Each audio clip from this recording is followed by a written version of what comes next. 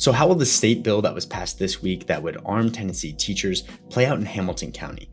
Well, the bill gives local superintendents authority to decide whether school employees can carry a handgun. And in a statement yesterday, Hamilton County Schools Superintendent Justin Robertson said he would not give that permission. In the statement, he wrote that since the school district has the resources to put an armed security officer in every building, he will not recommend arming any other person in a Hamilton County school. In an interview with Chatham Matters, school board member Ben Connor said he agreed with the superintendent.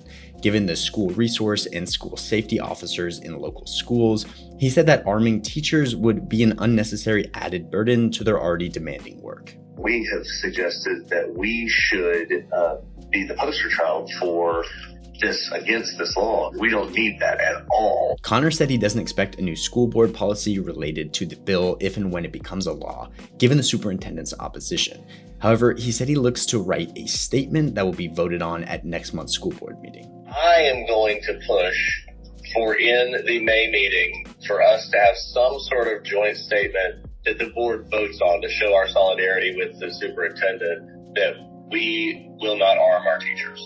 We would rather arm them with pencils, paper, and education. Connor also said the community feedback he's received about the bill so far has been overwhelmingly negative. No one has emailed the board as a whole saying that they're for it.